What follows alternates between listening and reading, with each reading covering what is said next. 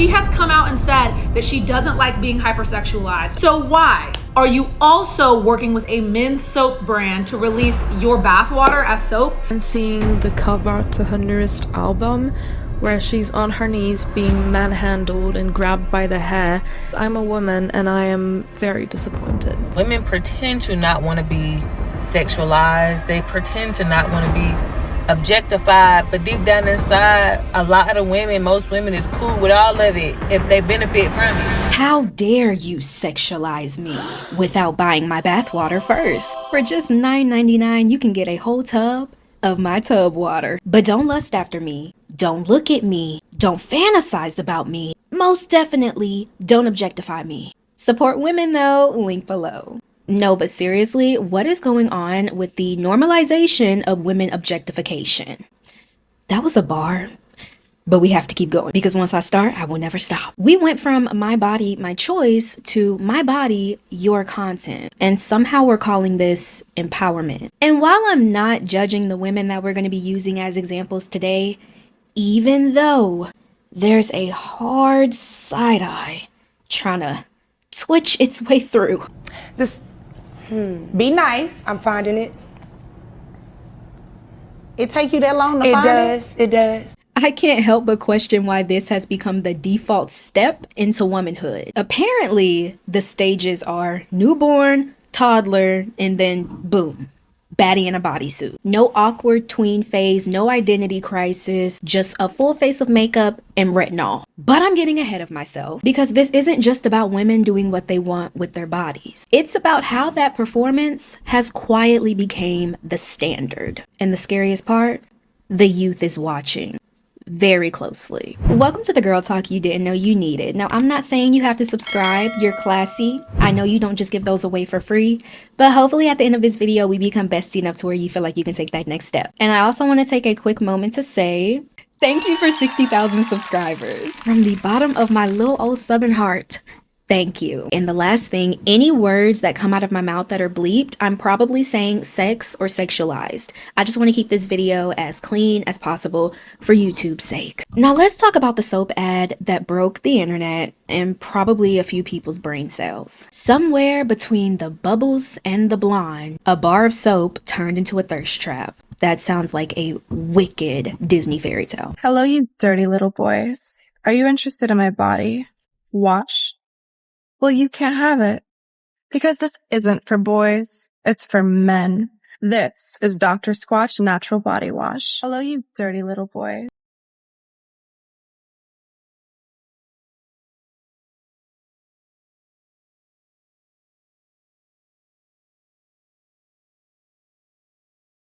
Imagine explaining this scenario to somebody in the Victorian era. Stones thrown immediately. But fast forward to 2025, this isn't stone worthy, it's marketing genius. See, the thing is, these men aren't just buying soap. They're buying a fantasy that they asked for. The term buying bathwater didn't originate from the Dr. Squatch ad. That sick little fantasy has been bubbling online for years. This is Belle Delphine. Blowing up in the early days of TikTok, she had a very unique style. She basically went viral by mixing anime cosplaying with revealing outfits and making faces like this. She began bottling and selling her own bathwater for $30 a bottle, and within just months, she had made millions of dollars selling out over and over. Back in 2019, after getting flooded with comments like, "Let me drink your bathwater," Belle didn't roll her eyes. She seen dollar signs. She bottled it up, called it Gamer Girl Bathwater, and sold it for $30 a pop. So while she didn't invent the bathwater craze, she definitely showed the internet just how profitable it could be. And not just the internet, but global industries like the bath product industry, where huge companies like Dr. Squatch are just scheming in the corner waiting to put women's bodies on display for money. And when billion-dollar companies are cashing in on fake intimacy, what are other women watching this supposed to think? Maybe that this is what being a woman is. This is what sells. This is what men want. This is power. And let's be real, Sydney didn't invent the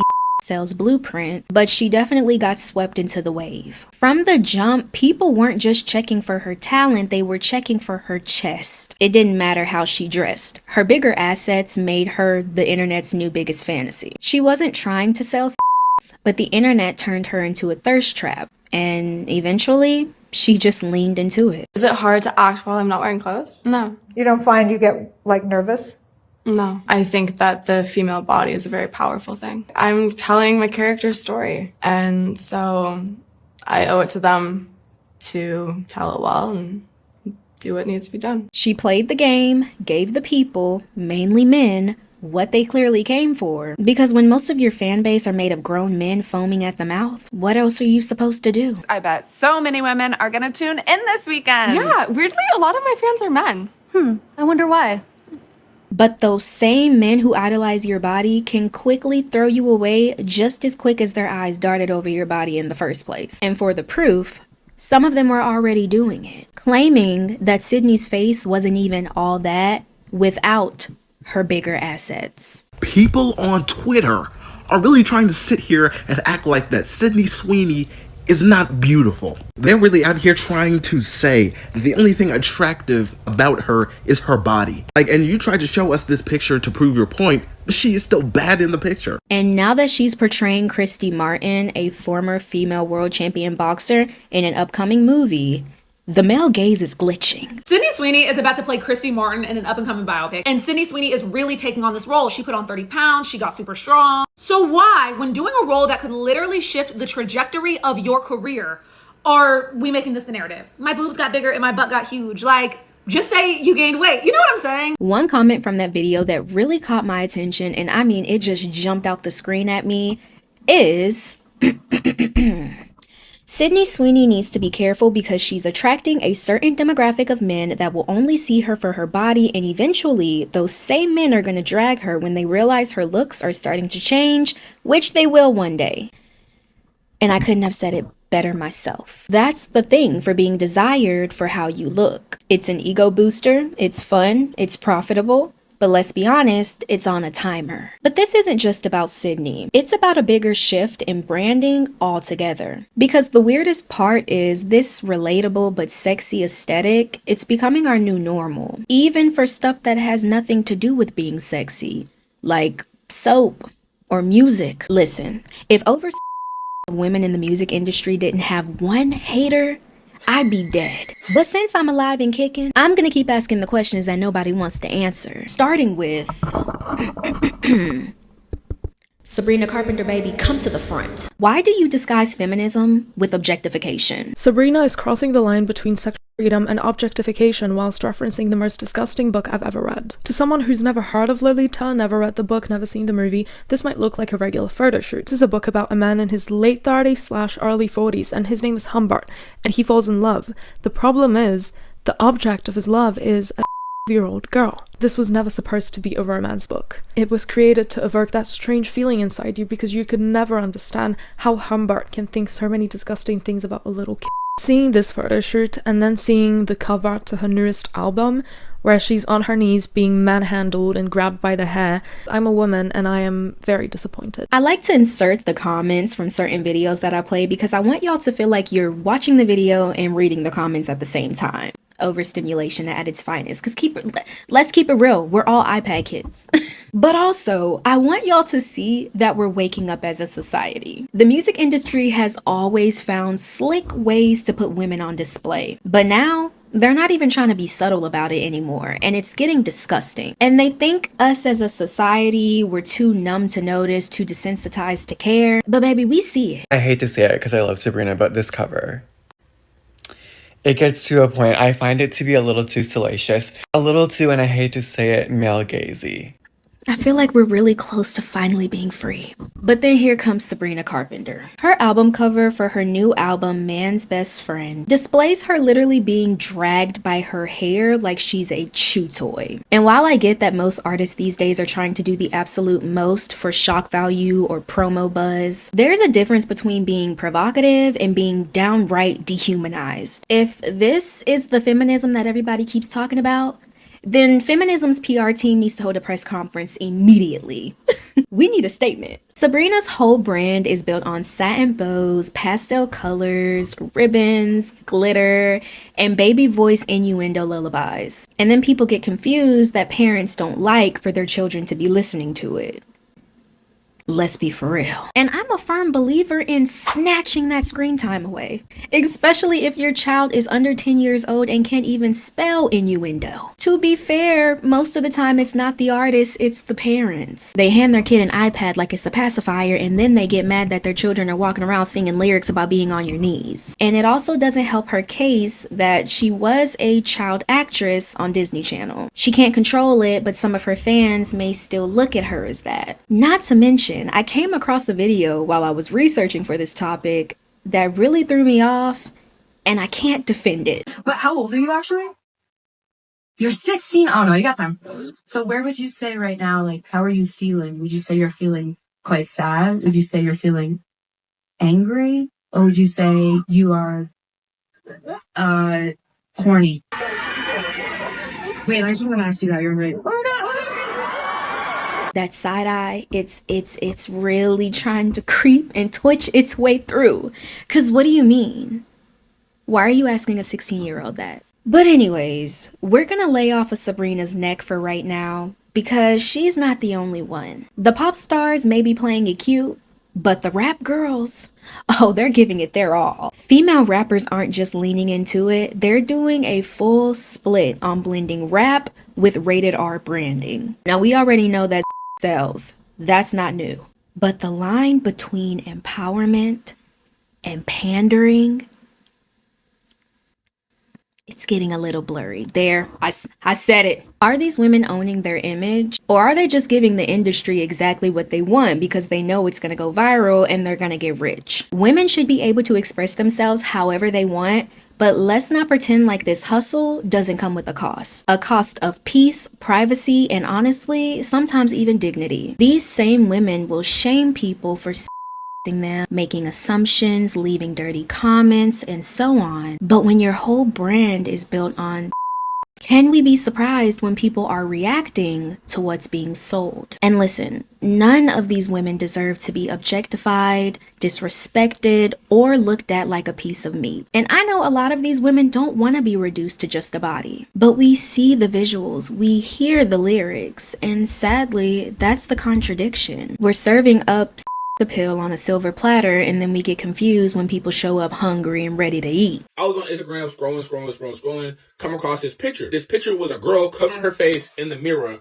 with her out. You know, obviously the comments are going to say something along the lines of, I want to crack that. Oh yeah, let me crack, or, you know, let me eat, things of that nature. But then, like, I go to the comments and there's like her replying to the comments saying how uncomfortable she is from these comments and stuff. Like, what do you expect when you post, like, you know, things like that? Like, that's the attention that you clearly wanted, and that's the attention you gathered. Now you feel uncomfortable by the attention that you got. And I hate to point fingers at these women because I'd rather point fingers at the system that they get trapped into, the system being show more, get more. But it's hard to point fingers when some of these women know exactly what they're doing. Point in case, Cardi B, an A-list rapper who won't even let her own daughter listen to her music. Cardi B is dishing out parenting advice. People are coming at her for not letting her 2-year-old daughter Culture listen to her song WAP. Fans noticed Cardi quickly turned the song off in a video where Culture had walked in. One tweet directed at her said, quote, "So your daughter can't listen to it, but everybody else's daughter can?" Cardi clapped back saying, "You need to stop with this already. I'm not JoJo Siwa. I don't make music for kids. I make music for adults. People are responsible on what their children listen to or see." Good parenting, I guess, but she knows what she's doing. Now, I know rappers like Meg Thee Stallion, Cardi B, and Sexy Red don't make music for the youth, but that still doesn't change the fact that the youth are the ones who are eating it up the fastest. Their songs are lip synced to TikTok videos, played at school dance functions.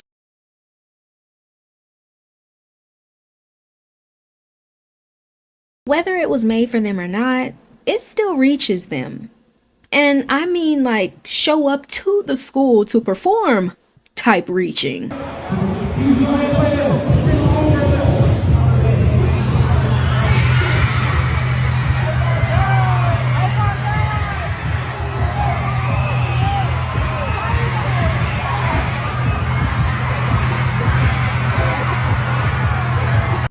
This is ghetto as hell. This looks like a high school, so I guess Sexy Red forgot about the mature audience only stamp that comes on her albums. So you're telling me that the principal let this slide. The school board approved it. They said, come on, bring Sexy Red. When even her name isn't appropriate for a school function, like... Let Sexy Red go perform at that school. Y'all don't care about them kids anyway. It's obvious y'all don't care about them kids.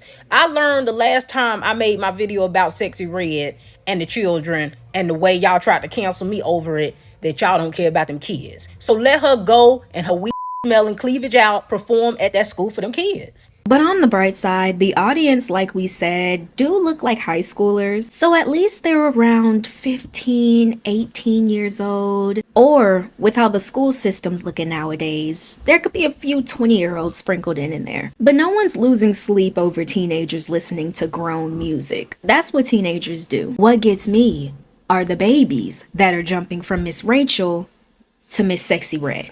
What's your song? I'm at town, they're going around. You're trying to see me, you're trying to see me, you're trying to say what's up. Downtown, going downtown. Ooh. Even missing 2 front teeth are not stopping these babies from a hood jam. I'm sorry, I'm just trying to find a joke in this because it's honestly sad. I'm trying to find the light in a dark situation because what? You can call me a 22-year-old grandma because this is not cute to me. And no, I'm not pointing fingers at the children. So that only leaves space for the parental guardians. You wanted to sit up and let them listen to inappropriate music. You wanted to let them sing along with it, dance along with it, make TikToks to it because you thought it was funny and cute.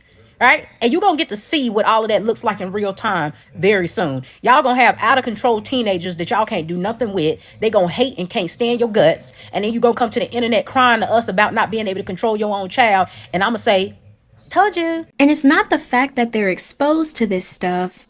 It's the way it's packaged up in a pretty little bow for me. Hypersexuality is being sold as confidence, boldness, and womanhood. And these young girls are being so overly saturated with these pop stars, IG baddies, you know. They start thinking that that's the blueprint to being a grown woman. Because now, being grown and sexy is seen as the goal. That's why so many of these girls are running hurdles trying to get past this tween phase we keep looking for. This is what I look like and I'm a 19-year-old, okay? Let's all keep that in mind. I'm a 19-year-old, okay? We've seen Alabama Barker, Jody Woods. It's not just the outfit and the music, it's the vibes too. The full face of makeup, thigh-high boots, lace front wigs, that over-the-shoulder stare that they be doing in Instagram pictures, all at 14 years old. Someone at the office held a competition asking around, how old do you think she is? I mean, take a look for yourself. I said 21, others say 19. Well, it turns out that she's only 16 years of age, which makes even watching her TikTok videos illegal. I can't believe that Jody was only 15 years old. I thought she was older, like my age. But no, like she's really 15. And while I'm not throwing shade at these girls, because half of them don't even realize that they're playing into the trap that the internet rewards and then throws away. What I'm saying is that girls get hyped up for being sexy and desirable. But the moment anyone actually desires them, even if that type of desiring is creepy, unwanted, or it's a problem. And that is the trap I'm trying to expose. This conversation was a little deep, wasn't it? I tried to lighten the mood, but dang, like now that I'm thinking back about all we've talked about, I'm like, and I also want to make myself very clear on something because I see the comments, I see the back and forth, and while it definitely doesn't overshadow the huge amount of support I receive, I just want to say, some people watch my video, hear my thoughts, and they immediately label me. They label me as a pick-me. They label me as a woman hater. I've even gotten a comment of somebody saying that my content is pandering towards conservatives. And I just want to put this out there. I'm not pandering to anyone. I see a problem, which you may not think is a problem, and that's okay. But I see a problem. And when women are caught in the middle of that problem, whether it's being for a check, falling into toxic habits, or getting sold fake empowerment, I'm gonna speak on it and I'm gonna stand on it 10 toes down. Putting religion, politics aside, I know that's a sensitive topic, but putting it aside, we should all agree that women deserve better than disrespect dressed up as freedom. And if that's not girl behavior, then I don't know what is. Because I'ma stand for my girls, even if I have to hurt a few feelings along the way. Thank you for tuning into the Girl Talk you didn't know you needed. If you like this video, please don't forget to actually like this video because it shows YouTube that you're rocking with me. Don't forget to subscribe, share, comment, like, whatever classy people like us do before heading to the next video. And I will see y'all in my next one. Bye!